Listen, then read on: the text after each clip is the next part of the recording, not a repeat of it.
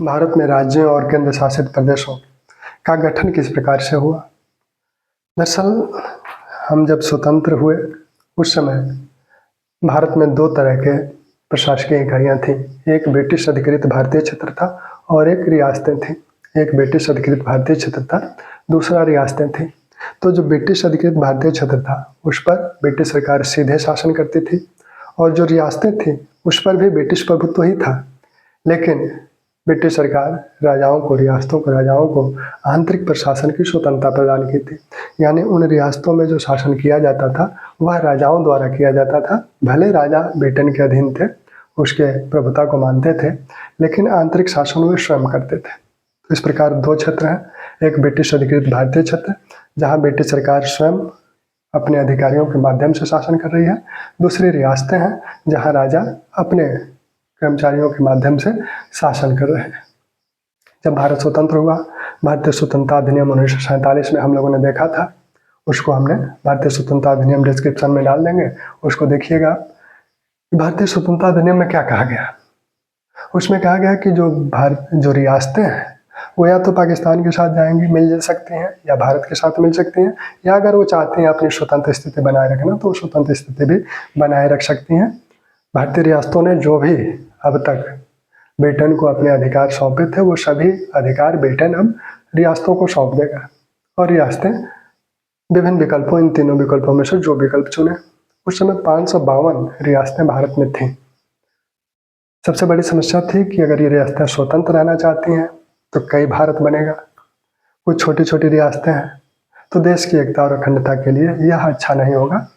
तो पंडित वल्लभ भाई पटेल ने रियासतों के एकीकरण का प्रयास किया और 552 में से 549 रियासतें आसानी से भारतीय संघ में अपना विलय कर ली। लेकिन 3 रियासतें बच गईं, जम्मू कश्मीर, हैदराबाद और जूनागढ़। थोड़ी सी मशक्कत करने के बाद ये रियासतें भी भारतीय संघ में अपना विलय कर ली।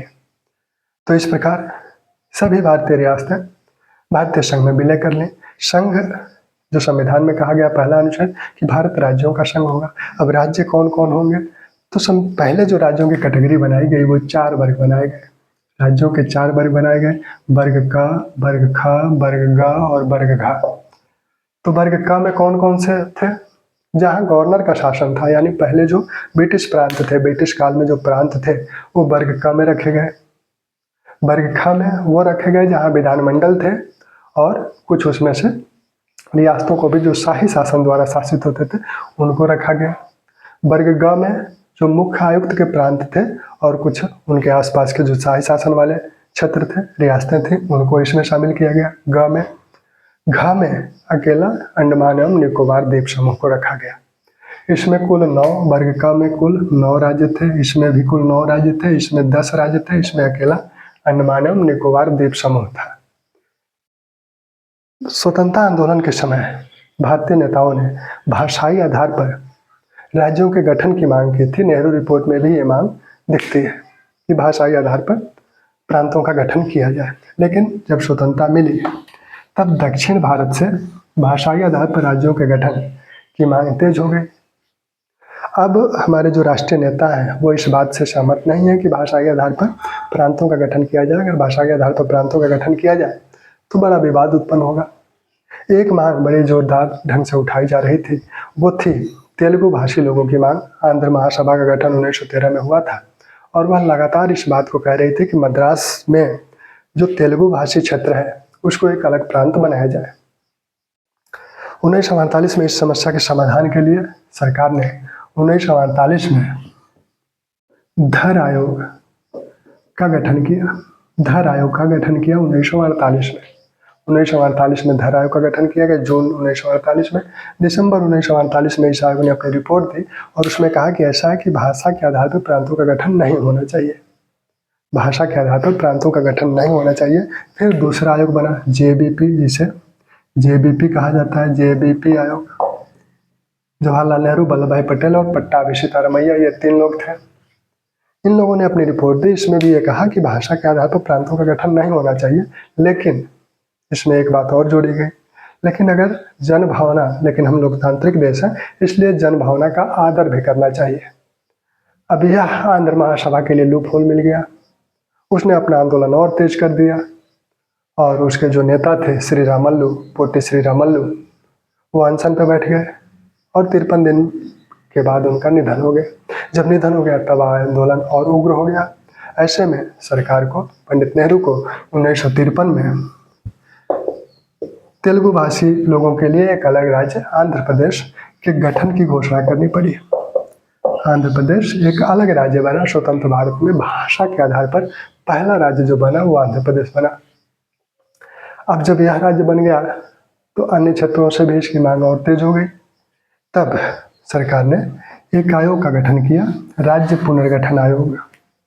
राज्य पुनर्गठन आयोग, राज्य पुनर्गठन आयोग का गठन 1953 में किया गया। 1953 में ही राज्य पुनर्गठन आयोग का गठन कर दिया गया। फैजल अली इसके अध्यक्ष थे और 2 अन्य सदस्य थे इसमें, के.एम. पनिक्कर और कुंजरू। फैजल अली इसके अध्यक्ष थे और के.एम. पनिक्कर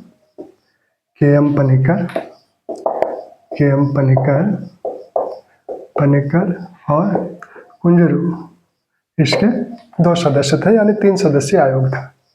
इस आयोग ने 1955 में अपनी रिपोर्ट दी। 1955 में अपनी रिपोर्ट दी। इस आयोग ने क्या कहा? इस आयोग ने कहा कि ऐसा है कि भाषा के आधार पर राज्यों का गठन आवश्यक नहीं है। राज्यों का गठन किस आधार पर किया जाना चाहिए? तो उसके लिए इसने कुछ क्राइटेरिया दिया कि पहले तो देश की एकता और अखंडता को ध्यान में रखा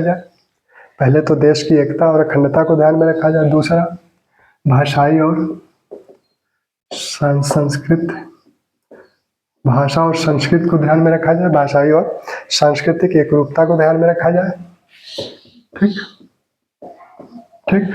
फिर कहा कि जो हमारे वित्तीय, आर्थिक और प्रशासनिक कार्य हैं वो सुचारू रूप से कैसे संचालित किया जाए, इसको भी ध्यान में रखा जाए। यानी वित्तीय, आर्थिक और प्रशासनिक कार्यों को ध्यान में रखा जाए। वित्तीय, आर्थिक और प्रशासनिक कार्यों को ध्यान में रखा जाए। प्रशासनिक कार्यों में कोई असुविधा ना हो, इस तरह से कोई प्रांत ना बनाया जाए। तीसरा, चौथा जो हमारी लोक कल्याणकारी योजनाएं हैं, जो पंचवर्षीय योजनाएं हैं, उनके सुचारू संचालन को भी ध्यान में रखकर राज्यों का गठन किया जाए। उसने कहा, इसी आयोग ने कहा कि ये जो 4 वर्ग के राज्य हैं इनको समाप्त कर दिया जाए। ये जो 4 वर्ग हैं राज्यों के, इस 4 वर्ग को समाप्त कर दिया जाए। अब 2 वर्ग बने, एक राज्य और दूसरे संघ शासित क्षेत्र। एक राज्य बने, दूसरा संघ शासित क्षेत्र बने। राज्यों में उसने कहा कि 14 राज्यों का गठन किया जाए और 6 संघ शासित क्षेत्रों का। ये जो 4 वर्ग जो हैं, 4 वर्गों में जितने भी राज्य हैं उनको मिलाकर 2 वर्ग बनाए जाए। राज्यों में 14 राज्य हों और 6 संघ शासित प्रदेश हों। तो इस प्रकार राज्य पुनर्गठन आयोग ने अपनी रिपोर्ट दी। इस रिपोर्ट में थोड़े बहुत संशोधनों के पश्चात सरकार ने इस रिपोर्ट को मान लिया और 1956 में राज्य पुनर्गठन अधिनियम पारित किया गया। राज्य पुनर्गठन अधिनियम 1956, और ये सिफारिशें उसमें समाहित कर दी गई। राज्य पुनर्गठन अधिनियम के तहत 2 वर्ग हो गए, एक राज्य हो गया, दूसरा संघ शासित क्षेत्र हो गया। उस समय राज्य में 14 थे, संघ शासित क्षेत्र 6 थे। अब इसमें ये राज्य कैसे बढ़े वो सारी बातें हम लोग आगे करेंगे।